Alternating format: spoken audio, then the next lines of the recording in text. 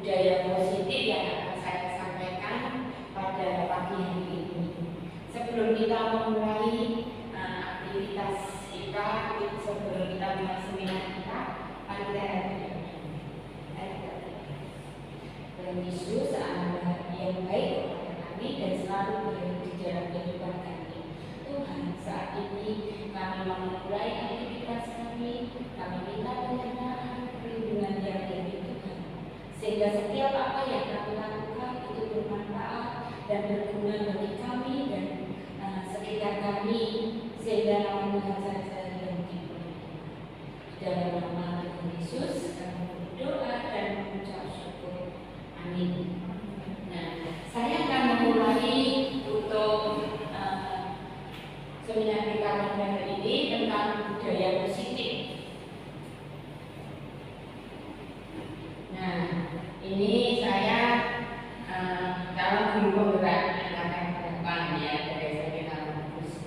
Nah, budaya positif itu meliputi beberapa bagian ya. Di situ nanti kita akan membahas masing-masing, yaitu perubahan paradigma. Di situ kemudian ada disiplin positif, nanti di situ akan dijelaskan apa disiplin positif itu. Kemudian di situ ada motivasi perilaku manusia.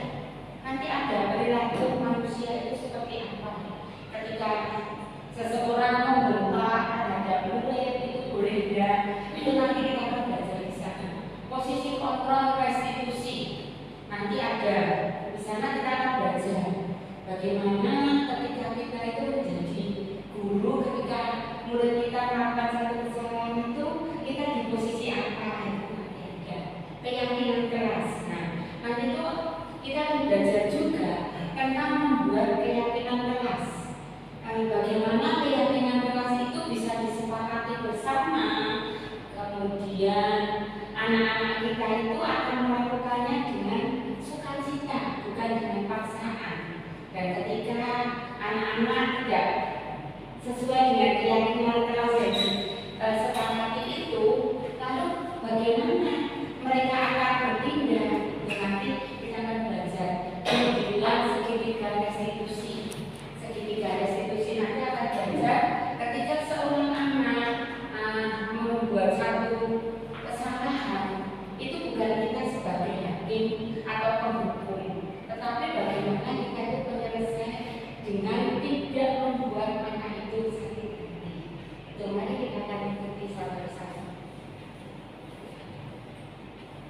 Nah, budaya positif. Budaya positif itu sendiri apa?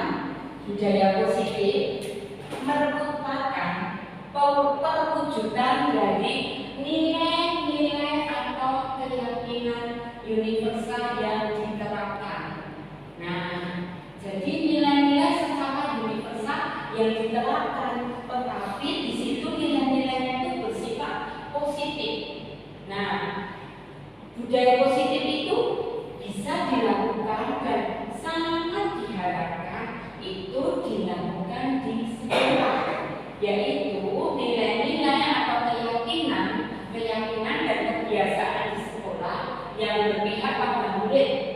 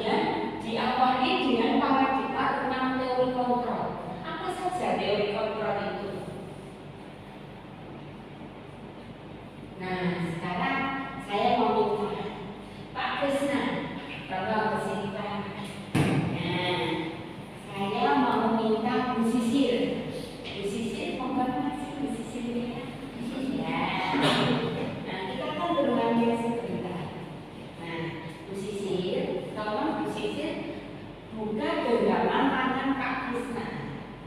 Nah, dibuka ya. Dengan kekuatan musisi boleh, dengan kekuatan boleh, dengan tangan boleh, apapun boleh. Yang penting itu bisa dibuka.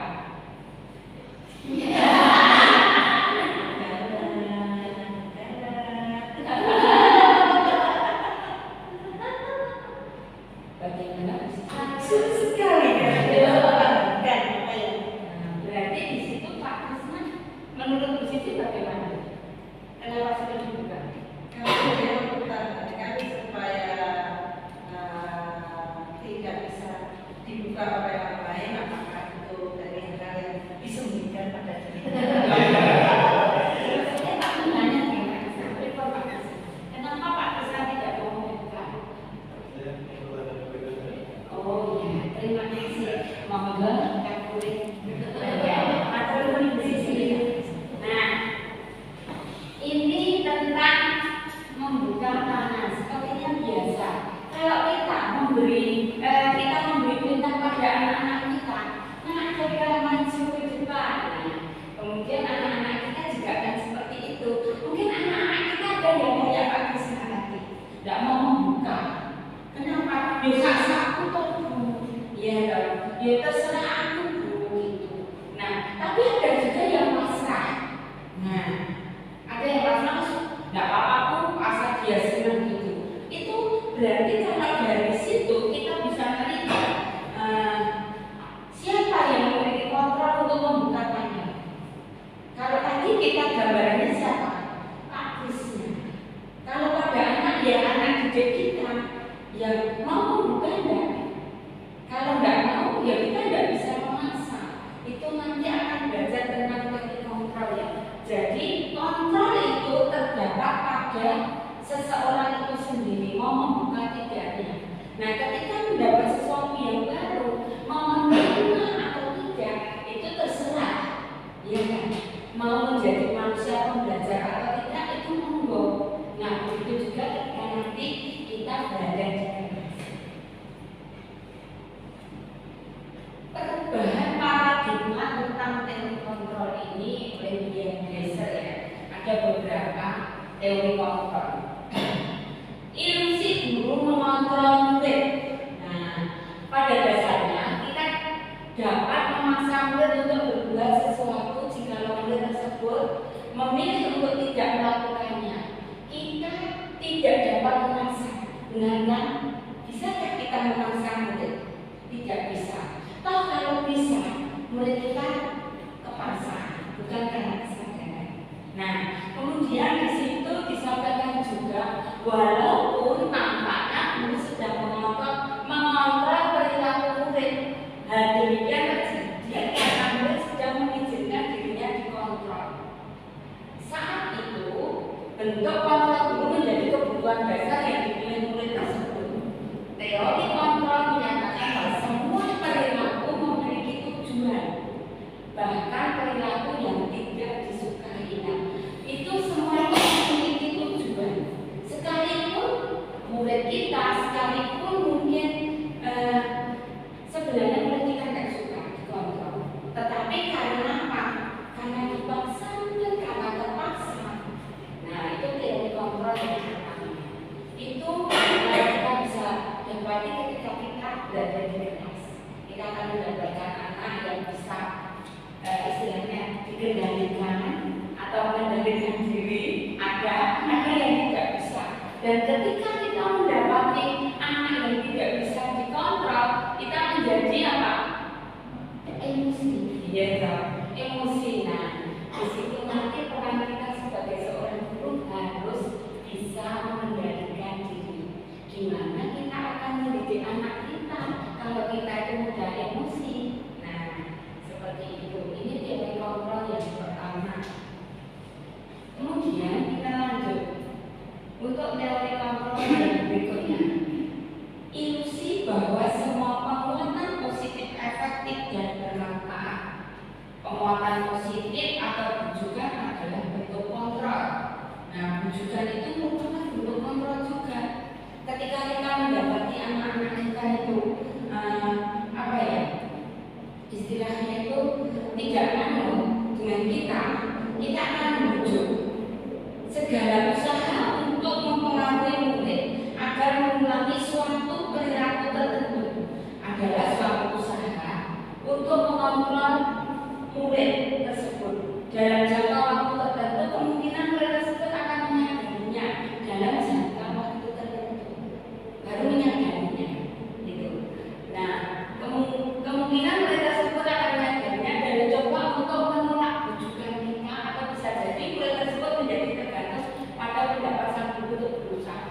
Jadi ada juga, bisa juga dia itu malu, bisa juga itu nolak. Ada yang menolak dengan caranya langsung mengcounter, ada juga yang langsung dengan halus, tergantung dari anak-anak kita, gitu ya. Jadi teori ini semua penguatan positif itu yang bermanfaat. Ini dengan rujukan. Ada anak yang tidak peka juga. Ketika kita membujuk itu ada yang tidak peka, yang menolak itu yang kita tergantung pada berusaha gitu. Ada juga yang mau, ada juga mau karena dipaksa. Nah, nanti ya daripada berpasangan sama bapak Krisna misalnya, atau sama ibu Erna, itu bisa. Daripada saya di rumah sakit semua, tapi tidak dengan kesadaran. Nah, itu bisa. Kemudian dilanjut, kritik dan membuat orang merasa bersalah dapat menguatkan karakter. Nah, menggunakan kritik dan rasa bersalah untuk mengontrol dan menuju pada identitas gagal. Mereka belajar untuk merasa buruk tentang diri mereka. Mereka mengembangkan dialog diri yang negatif. Ini harus diwaspadai. Sering kita mendapatkan anak-anak itu ketika salah terus mereka identitasnya gagal. Itu nanti kita harus seperti apa ketika bahas di segitiga restitusi. Nah, kadang-kadang sulit bagi guru untuk mengidentifikasi bahwa mereka sedang melakukan perilaku ini karena seringkali guru cukup menggunakan suara halus untuk menyampaikan pesan negatif. Nah, ada guru yang menyampaikan dengan pesan yang halus supaya anak ini tidak merasa bersalah. Nah, anak ini saja kalau dipanggil kira-kira ketika kita pengalaman kita mengajar ya, ketika kita ketemu sama anak kita, anak didik kita memanggil anak itu sudah bertanya aku sama apa ya? Tidak cuma kita saja misalnya dipanggil sama pimpinan kita, aku sama apa ya? Padahal belum tentu sama itu. Terus mulai mengevaluasi diri, kemarin apa ya? Kayaknya tidak ada apa-apa. Terus tanya temannya, aku apa ya? Dipanggil sama Bu Erna, sama Setunjuk, sama Miss Wani, mungkin seperti itu. Nah, padahal mungkin Miss Wani, Setunjuk atau Bu Erna mau ngasih sesuatu karena harapan anak itu, pasti belum sudah merasa bersalah. Nah, itu kalau misalnya anak itu bersalah, kita dengar di situ apa? Suara halus. Nah, ketika kita menyampaikan komunikasi kita terhadap anak itu dengan suara yang halus, anak itu tidak merasa sakit. Jadi sebagai guru, se-emosi apapun kita harus bisa mengendalikan. Dan caranya gimana? Kalau lagi emosi ya jangan dibangun. Gitu. Jadi kita jangan cepat merespon misalnya seperti itu. Begitu ya. Ini teori ini sangat bagus ya. Membuat orang merasa bersalah dengan suara yang nggak bisa. Kadang orang yang tidak salah ya Bu Ira, saya tidak akan mengulangi lagi. Itu akan menguatkan, justru menguatkan karakter. Karakter anak itu akan dibangun dengan pendekatan dengan suara yang halus itu. Tidak harus kita marah. Nah, itu tentang teori yang ketiga. Saya lanjutkan. Kira-kira di sini sudah ada gambaran ya tentang bagaimana budaya positif itu ya. Saya lanjutkan dulu ya. Ilusi bahwa orang dewasa memiliki hak untuk memaksa. Nah, ini ada teori yang seperti itu. Orang dewasa menunjukkan powernya. Kadang memang seorang guru itu seorang pemimpin juga harus menunjukkan powernya juga. Nanti kalau tidak ada powernya, kita juga bisa dinamikan.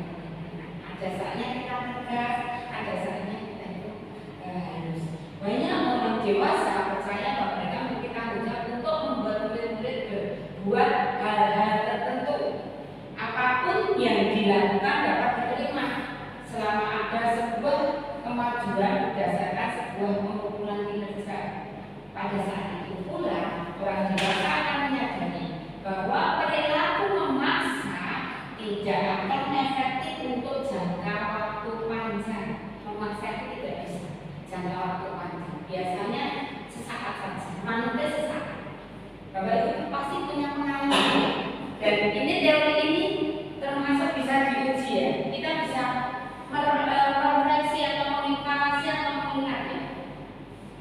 sebuah hubungan permusuhan akan terbentuk. Benarkah? Benar. Karena ada sisi yang nyaman, ada sisi yang tidak nyaman. Ketika kita memaksa anak, dia mau karena takut. Nah, tetapi apakah anak itu akan sadar? Sulit. Nah, seperti misalnya saya saja ya, nggak usah saya memberikan pada anak-anak murid ya. Ketika saya dipaksa, ya saya mau untuk melakukan itu karena itu tugas. Tetapi ketika saya mendapati kesulitan, saya akan grundel. Teman-teman tahu bagaimana ketika saya tuh grundel, berumur dewe, tapi di saat saya grundel itu sebenarnya saya mikir ini baik untuk saya. Misalnya seperti ini. Ini sebenarnya baik untuk saya. Cuma saya harus bisa memanage waktu, misalnya seperti itu. Nah, tetapi kalau anak dipaksa, dia belum bisa berpikir panjang bahwa ini baik untuk saya. Dia tahunya nanti kalau sudah gede, sudah dewasa, seperti ini. Nah, berikutnya disiplin positif. Nah, disiplin positif kalau tadi tentang budaya positif, sekarang disiplin positif. Disiplin yang mempelajari bagaimana cara kita mengontrol diri dan menguasai diri untuk memilih tindakan yang mengacu pada nilai-nilai yang kita hargai. Jadi di sini bagaimana kita mengontrol diri dan menguasai diri, mengontrol dan menguasai itu disiplin positif. Nah, untuk memilih tindakan yang mengacu pada nilai-nilai yang kita hargai. Jadi kita mampu untuk mengontrol diri kita dan menguasai diri. Itu bukan gaya mudah mengontrol diri. Orang yang paling sulit itu apa? Mengontrol diri. Benar nggak? Mengevaluasi diri itu sulit. Nah, menguasai diri itu sulit.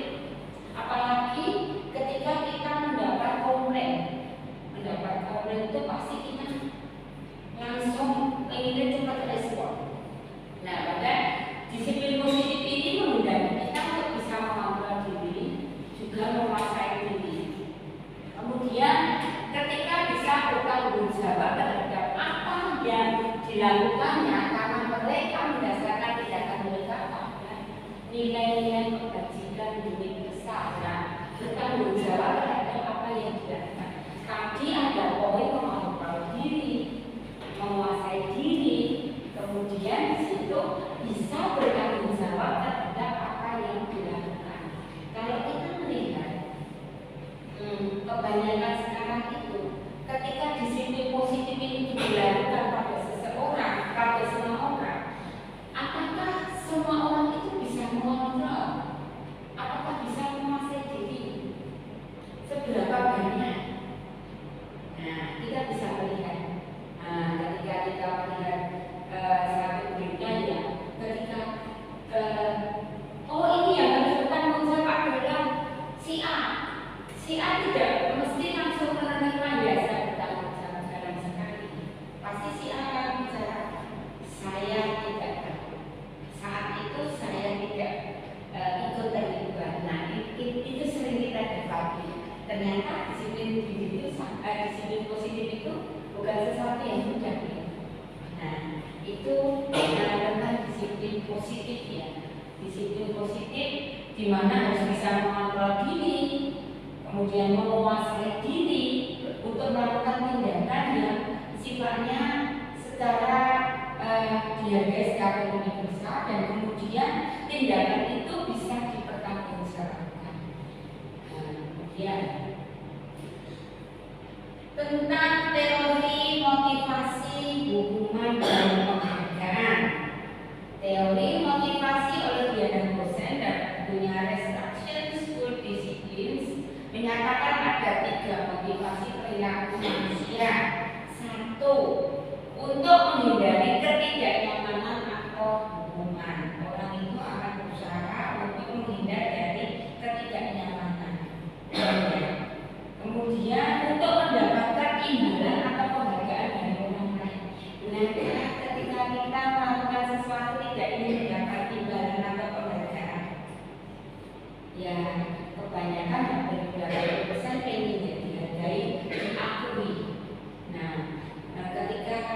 menjadi seorang panitia, menjadi seorang guru, murid kita itu berhasil ketika mencapai satu proses tertentu. Nah, itu kita akan senang.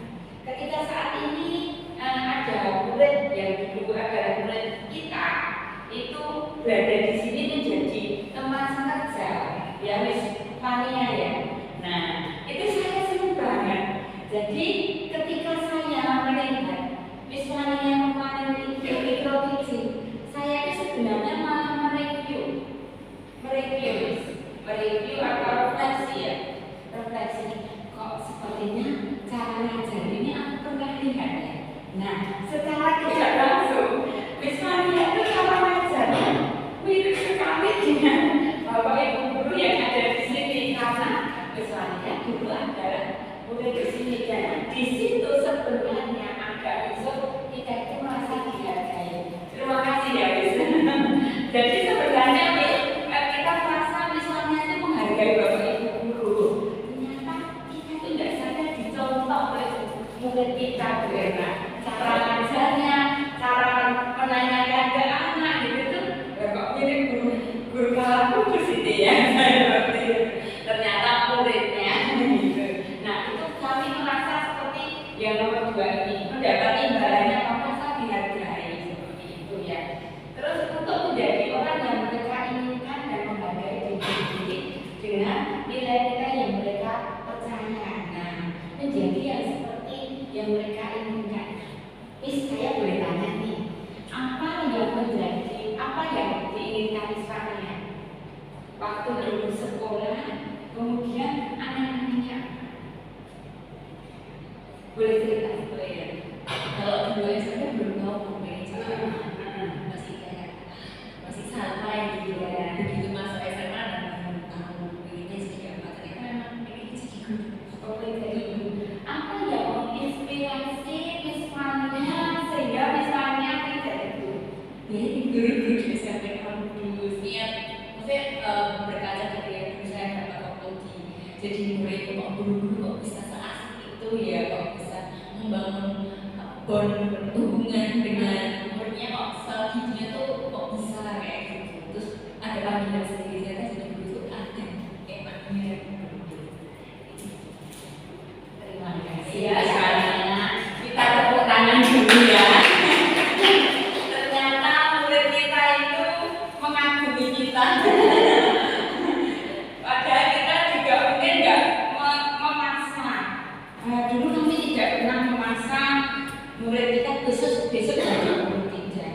Nah, ketika melihat teladan dari Bapak Ibu guru, jadi kita itu ternyata ketika berdiri di depan kelas mengajar itu adalah aktor ya. Nah, saat itu ada murid yang secara tidak langsung itu apa? Menyerap ya. Nah, kok guru kopi api aman. Nah, sabar malah guru kopi nanya ya mesti ada yang seperti itu ya. Guru kopi lucu. Nah, seperti itu ya. Jadi sering kita menemui teman-teman itu di ruang guru itu apa? Di situ ketemu dengan murid-murid yang selalu mencari, belum ketemu Miss Indah gitu, rasanya belum ada. Kalau belum ketemu Pak Krisna gitu, Miss Pak Krisna mana? Dan kenapa harus Pak Krisna? Iya, maunya Pak Krisna. Nah, berarti itu terlihat ketika menjadi orang yang mereka inginkan, seperti mungkin Bapak Ibu guru seperti itu. Itu tentang teori motivasi yang akan membawa motivasi. Nah, ini teori motivasi hubungan dan penghargaan, yaitu bersifat tidak terencana atau tiba-tiba. Anak atau murid tidak tahu apa yang akan terjadi dan tidak dilibatkan. Hukuman bersifat satu arah. Dari pihak guru memberikan hukuman, murid menerima hukuman tanpa mengalami kesepakatan atau pengalaman dari pihak guru, baik sebelum atau sesudahnya. Hukuman yang diberikan bisa berupa fisik maupun psikis. Murid atau anak disakiti oleh satu perbuatan atau kata-katanya. Ini sering kita jumpai. Hukuman bersifat tidak terencana atau tiba-tiba. Jadi anak itu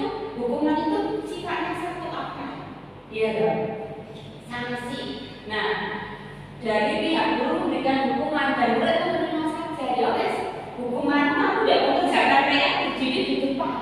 Itu satu arah, ya dok. Dan murid harus menerima hukuman itu. Nah, kemudian apa pengarah dari pihak guru? Ya karena kamu nggak kerjain PR, hukumannya itu. Nah, ketika murid menerima hukuman itu sebenarnya apa? Berupa fisik maupun psikis, murid akan merasa disakiti tidak? Sebenarnya merasa disakiti, karena paling tidak malu. Nah, mesti Bapak Ibu saudara semua itu punya pengalaman tentang hukuman ini, ya, gitu. Apalagi zaman dahulu, pendidikan zaman dahulu, ketika tidak manut itu dicopot, dicubit, dipukul, misalnya tangan kita itu belum potong kuku itu dibuk ya, gitu ya, nah sakit dan anak tidak berani. Kalau sekarang, kalau saya lihat teman-teman guru sekarang nggak seperti itu. Ketika anak nggak potong kuku, bapak ibu guru itu bapak potong kuku, nyala dipotong, nggak bisa terus, akhirnya dipotong. Nah, ya bapak guru sekarang itu luar biasa. Dulu kami nggak berani, jadi ya tangan itu ditaruh di meja, lalu bapak ibu guru kami itu bapak dari sana, tak itu kena itu kadang sakit, tapi nggak berani protes. Nanti kalau pulang ke rumah protes orang tua nggak akan mengerti, tapi akan ya sudah salah nggak kecil, nah seperti itu. Tetapi apakah itu benar? Nanti kita teori motivasi hukuman yaitu penghargaan. Suatu penghargaan adalah suatu benda atau peristiwa yang diinginkan yang dibuat dengan persyaratan.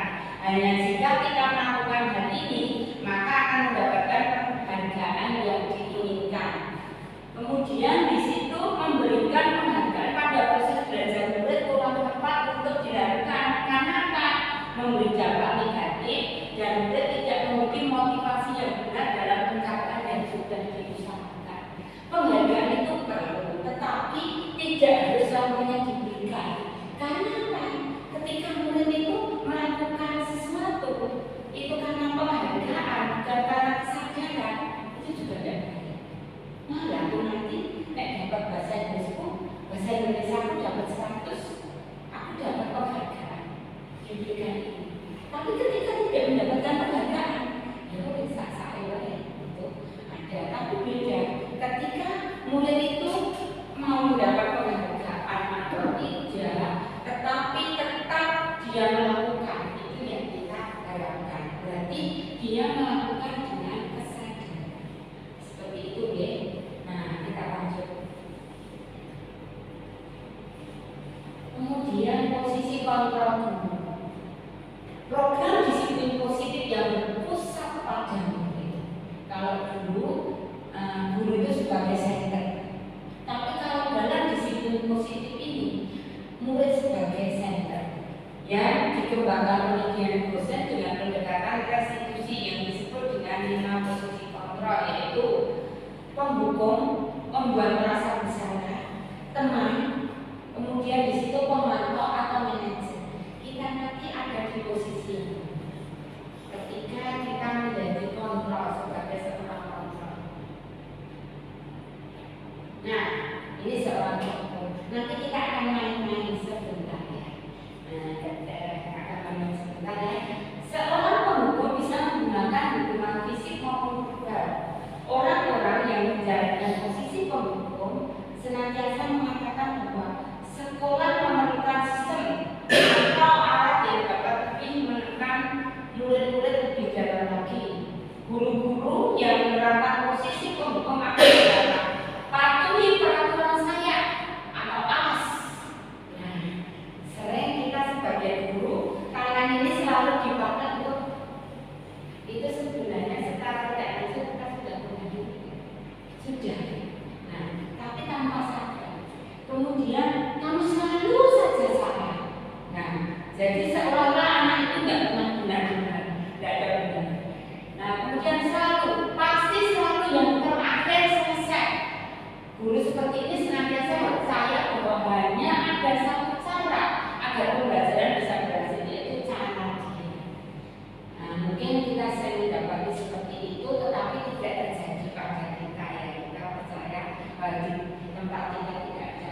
Ciri khas penghukum adalah nada suara tinggi, bahasa tubuh. Nah, dengan kita tunjukkan tangan kita, kemudian sekali di depan anak, mukanya ditunjuk-tunjuk itu kalau bisa dihindari. Ya.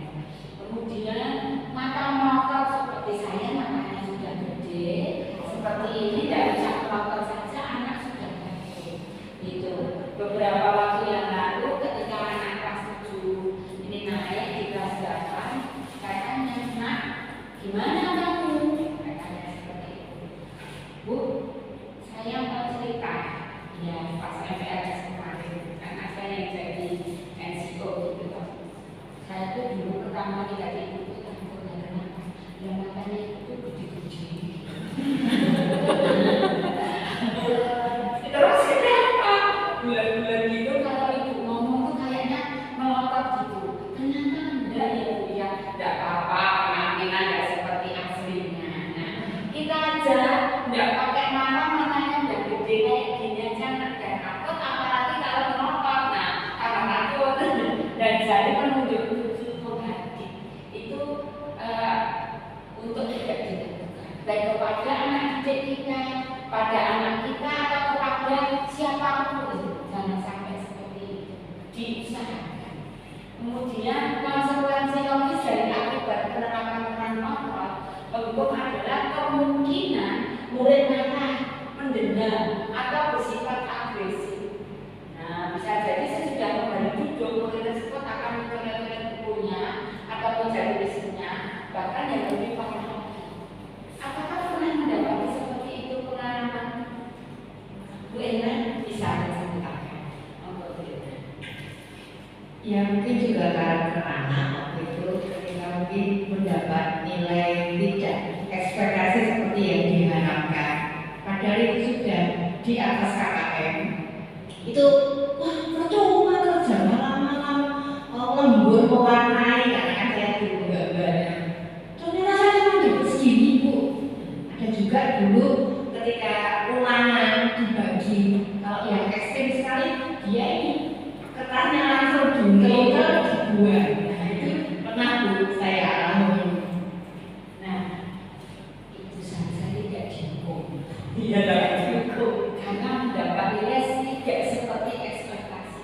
Apalagi kalau yang dihukum di depan bapak ibu guru, mungkin dia tidak akan blunder ya. Makanya kalau kita orang Solo itu kenapa topinya itu pakai kenapa? Ayo ada tebak-tebakan. Siapa yang bisa nggak nih? Apa nih sekarang? Karena kalau katanya orang Solo itu suka Apakah benar ibu guru bahasa Jawa? Iya, benar ya. Itu hanya sebagai itu tempat saja ya. Digunakan orang Solo. Kalau kita itu pergi ke luar sana, itu orang Solo itu halus. Ya halus. Tapi belakang itu banyak bundelan, banyak bundelan. Nah, ini tadi saya sampaikan seperti ini seketika sama anak-anak kita. Mungkin di depan kita, iya Bu, enggak gimana, enggak Bu, gitu di belakang. Langsung dia itu langsung, wah seperti itu sama temennya. Enggak bakalan aku ingat sama guru ini. Itu kalau sudah seperti itu hati-hati. Nah, kita aja sudah berupaya belum tentu anak kita itu menerima dengan baik. Nah, apalagi di hukum kita harus itu diingat-ingat sebelum hidup sepertinya. Nah, pembuat merasa bersalah. Pada posisi ini biasanya guru atau orang tua akan bersuara lebih lembut. Nah, pembuat merasa bersalah akan menggunakan kehidupan yang membuat orang lain merasa tidak nyaman, bersalah dan rendah diri. Kemudian kata-kata yang keluar dari lembut akan seperti ibu sangat kecewa sekali dengan kamu. Nah, itu ya, itu mesti anaknya langsung gini. Awalnya tidak asik, gitu ya. Terus berapa kali bapak sambil tahu kamu ya, gitu. Itu beda. Intonasi itu akan membawa suasana. Gimana coba kalau orang tua kamu tahu kamu berbuat salah begini bagaimana? Nah, itu anak-anak dia diam saja berpikir. Di posisi ini murid akan memiliki nilai diri yang buruk tentang diri mereka. Murid merasa tidak berharga dan telah mengucapkan orang-orang yang disayanginya. Berbarani nangis. Neda itu gurunya yang belok dari mana? Seperti itu belum? Ya kalau adik kelas pernah ya mungkin ya, atau mungkin bapak ibu guru pelajaran mata pelajaran itu dapati anak seperti ini nangis jangan nangis.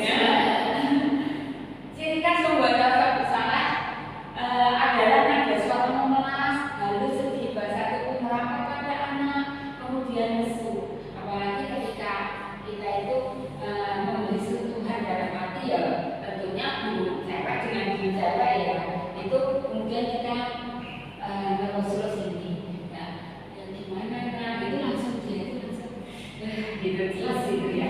Nah konsekuensi yang dari akibat penerapan kontrol membuat rasa bersalah dan murid akan merasa bersalah, kemudian bersalah setelah mengecewakan ibu atau bapak gurunya, murid akan merasa menjadi orang yang gagal dan tidak sanggup membahagiakan orang lain. Nah kadang-kadang sikap seperti ini lebih berbahaya dari sikap penghukum karena emosi akan tertanam rapat di dalam, murid menahan perasaan, tidak seperti murid dalam dengan guru penghukum, di mana murid bisa melupakan amarahnya walaupun dengan cara negatif. Murid tertekan seperti inilah yang tiba-tiba bisa meletus amarahnya dan bisa menyakiti diri sendiri atau orang lain. Nah, ini ketika kita menjadi pembuat merasa bersalah. Tetapi ini membuat rasa bersalah, tetapi kalau melihat konteksnya ini tidak ada penyelesaian berikutnya. Cuma membuat merasa bersalah, tetapi tidak ada istilahnya penyelesaiannya apa ketika anak nanti mengakuinya rasa bersalah, harusnya ada follow up pada anak seperti itu. Kalau ada follow up tentunya anak tidak akan ini yang bawah ini tidak akan terjadi.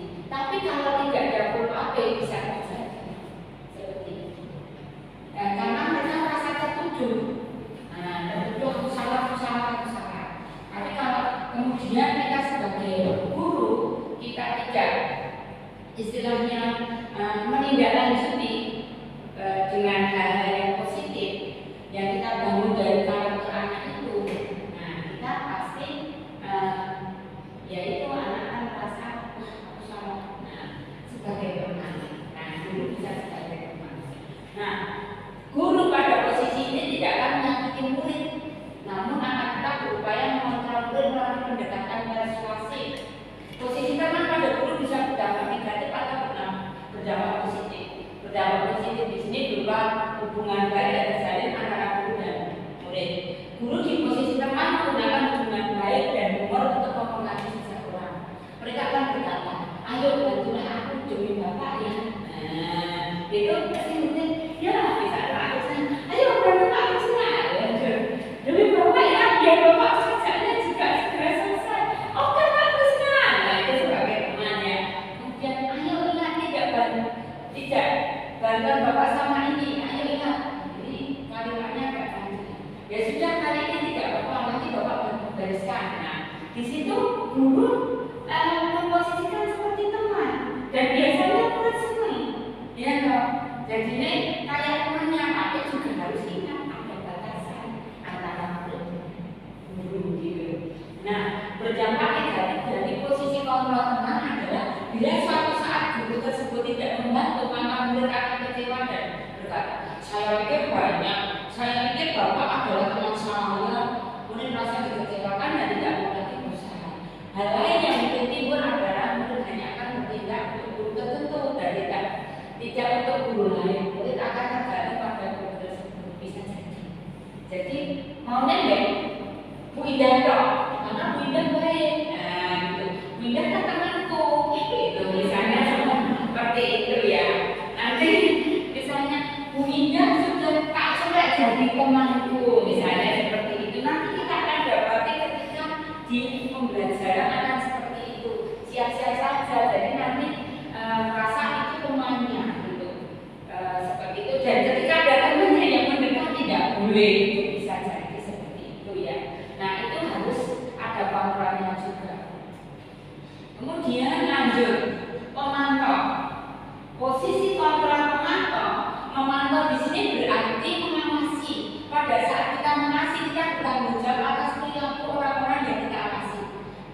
memantau berdasarkan pada peraturan dan konsekuensi. Nah, dengan menggunakan sanksi atau konsekuensi kita dapat memisahkan hubungan pribadi kita dengan murid. Sebagai seorang yang menjalankan posisi pemantau ini, pertanyaan yang diajukan seorang pemantau, peraturannya apa? Ayo, ingat ya. Keyakinan kelasnya apa? Ketika anak kita itu berbuat sesuatu yang tidak sesuai dengan keyakinan kelas, apa yang telah kamu lakukan? Pura-pura duluan dan kamu. Nah, itu pemantau. Sanksi atau konsekuensinya apa? Kamu sudah tahu toh? Nah, seperti itu misalnya. Ciri khas pemantau adalah dengan ada suara data, bahasa tubuh yang formal. Konsekuensi logis dari penerapan sistem kontrol pemantau dan murid memahami konsekuensi yang harus dijalankan karena telah melanggar salah satu peraturan sekolah. Guru tidak menunjukkan suatu emosi yang berlebihan, menjadi marah atau membuat merasa bersalah, kemudian merasa berbuat salah, murid tetap dibuat tidak nyaman, yaitu dengan harus tinggal kelas pada waktu jam istirahat mengerjakan tugas. Guru tetap harus memantau murid pada saat mengerjakan tugas di jam istirahat, karena murid tidak bisa ditinggal seorang diri. Pemantau itu biasanya pernah nggak kita mendapati seperti itu? Pernahkah kita menjadi posisi pemantau? Coba ada satu itu pernah ya misalnya mengenainya. Coba rasa. Terlihat.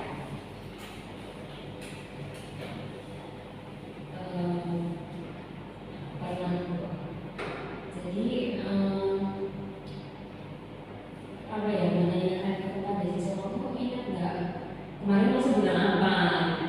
Kemarin masuk ngomong dengar nggak? Ya pada saat itu responnya siswa yang berbeda juga nggak berani jawab. Pernah kan ketika murid Rosa yang kedapatan seperti ini, misalnya tidak mengerjakan tugas atau tugasnya tidak dikumpulkan, kemudian Rosa memberitahu dan Rosa menunggui, ayo diselesaikan di Rosa. Pernah juga ya Rosa ya, dan itu di situ Rosa sebagai posisi pemantau. Jadi ngawasi, soalnya nanti tak tinggal, saya ya ditinggal bulan. Nah misalnya seperti itu ya, saya ditinggal bulan. Pamitnya ke kamar mandi, Pak Ijazah. Ya misalnya. Itu sebenarnya kita semua itu sebenarnya sudah menjalankan ini, tapi kadang kita tidak menyadarinya. Nah seperti itu. Jadi posisi pemantau, terlebih ketika menjadi wali kelas, itu nanti kita akan tahu bagaimana kita itu menjiwai karakter anak kita ya. Nah, ini yang manajer yang terakhir. Posisi kontrol terakhir adalah manajer, yaitu posisi di mana guru berbuat sesuatu bersama dengan murid, mempersilahkan murid mempertanggungjawabkan perilakunya, mendukung murid agar dapat menemukan solusi atas permasalahannya sendiri. Kemudian murid diajak untuk menganalisa kebutuhan dirinya maupun kebutuhan orang lain. Di sini penekanan bukan pada kemampuan membawa konsekuensi, namun dapat berkolaborasi dengan murid bagaimana memperbaiki kesalahan yang ada. Seorang manajer akan berkata, apa yang kita yakini ya, itu sebenarnya pertanyaan yang mengingatkan. Kemudian apakah kamu meyakininya? Nah, kemudian jika kamu meyakininya, apakah kamu bersedia memperbaikinya? Jadi seorang manajer itu di situ apa? Istilahnya tidak membuat keputusan. Yang membuat keputusan adalah murid kita. Ya seperti itu. Jika kamu memperbaiki ini, hal ini menunjukkan apa tentang dirimu. Nah, seperti itu. Tugas seorang manajer bukan untuk mengatur. Nah, di sini perlu dilihat. Bukan mengatur perilaku seseorang, tapi membimbing murid untuk dapat mengatur dirinya. Seorang manajer bukannya memisahkan murid dari kelompoknya, tapi mengembalikan murid tersebut ke kelompoknya dengan jumlah yang lain. Adakah di sini yang pernah melakukan seperti ini? Monggo, Bu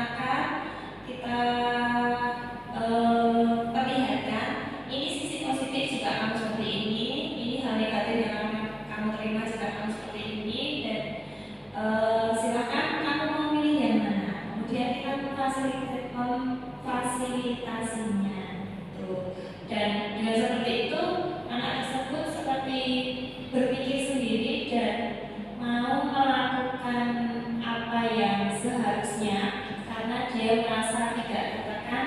Dan kalau anak tidak merasa tertekan dan tidak merasa bahwa ini hanya sebuah suruhan tapi timbul dari hatinya sendiri, itu sih. Iya, terima kasih. Nah, ternyata teman-teman itu semua sudah melakukannya dan hasilnya semuanya juga seperti harapan kita ya.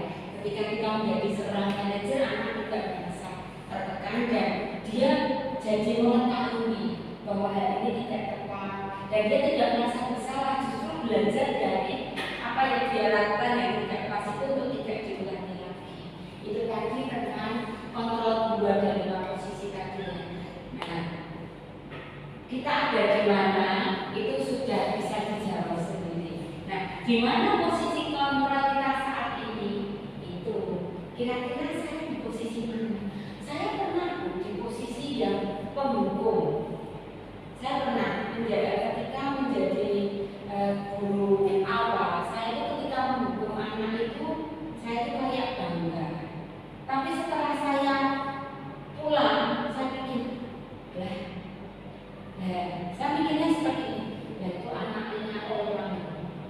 Mungkin tak hukum saya puas, secara emosi saya puas, tapi belum tentu orang tuanya itu puas, dan belum tentu anaknya juga puas bisa menahan dendam pada saya. Jadi saat itu saya baru belajar sekitar 1 tahun ya, tentunya orang mengajar itu kan juga pengalaman ya. Kemudian setelah itu saya merasa bersalah. Kemudian ketika saya paginya itu saya ketemu anaknya, saya minta maaf. Saya minta maaf kemarin seperti ini bukan maksud ibu seperti ini. Gitu. Dan ternyata anaknya itu tidak dendam. Maaf ya nak, ibu mungkin salah. Enggak, saya berterima kasih. Bersyukurnya anaknya enggak dendam. Soalnya saya juga pernah punya pengalaman dihukum. Saat itu saya tidak belajar matematika di SMA. Saya itu 2 jam pelajaran disuruh berdiri menghadap tembok seperti saya ingat seumur hidup sampai sekarang. Dan apa saya jadi guru, saya bangga ketika bisa menghukum. Tapi sekarang tidak saya. Karena apa? Ternyata itu melukai hati juga ya. Dan saya ingat hukumannya apa, dan dalam hati saya itu kecewa banget. Dan saya melakukan hal yang tidak benar juga. Saya membalas. Dan itu saya sudah minta ampun sama Tuhan. Nah seperti itu. Jadi setiap orang tidak bisa langsung menjadi posisi di manajemen. Pasti di posisi penghukum pernah, membuat merasa bersalah. Dan ketika kita melakukan itu kayak kita bangga. Tapi sebenarnya itu perlu dievaluasi. Kira-kira, oh ternyata tidak benar. Kalau kita menjadi manusia pembelajar ya. Nah makanya guru itu perlu selalu mengupgrade itu di situ.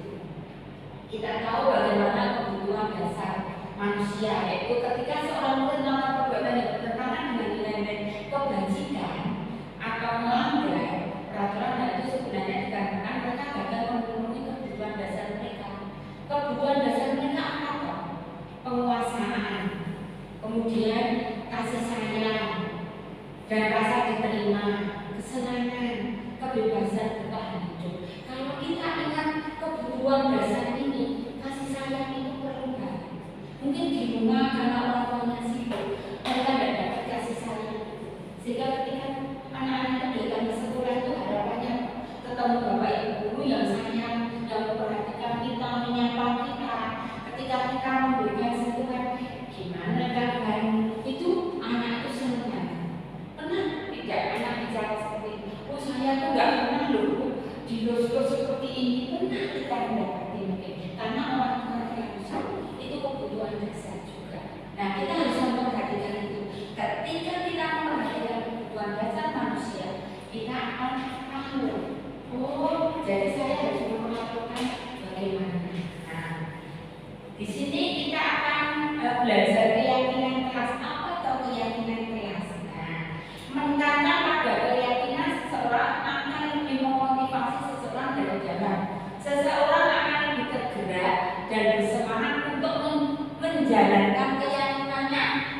daripada hanya sekedar mengikuti serangkaian peraturan tertulis kalimatnya. Nah, keyakinan kelas itu bersifat lebih abstrak daripada peraturan yang lebih rinci dan konkret. Kalau peraturan itu jangan. Tapi kalau keyakinan kelas nanti kita akan lihat kalimatnya itu akan menyenangkan, positif. Malah sukacita itu misalnya datang tepat waktu. Damai sejahtera itu mengerjakan tugas tepat waktu. Nah, kata-katanya sebenarnya itu apa? Artinya ya kayak peraturan, tapi anak tidak sadar. Misalnya seperti itu, bahwa itu sebenarnya keyakinan yang dibuat bersama. Berupa pertanyaan-pertanyaan universal. Pertanyaan keyakinan kelas senantiasa dibuat dalam bentuk positif. Jadi kata tidak kita hindari, ya. Jadi kata tidak itu kita hindari. Kemudian keyakinan kelas sebenarnya tidak terlalu banyak, sehingga mudah diingat dan dipahami oleh semua warga kelas. Ketika kita warga kelas, kita masuk, kita pasti membuat keyakinan kelas. Nah, kata-katanya yang positif kepada anak-anak kita. Keyakinan kelas sebagai sesuatu yang dapat diterapkan di lingkungan tersebut.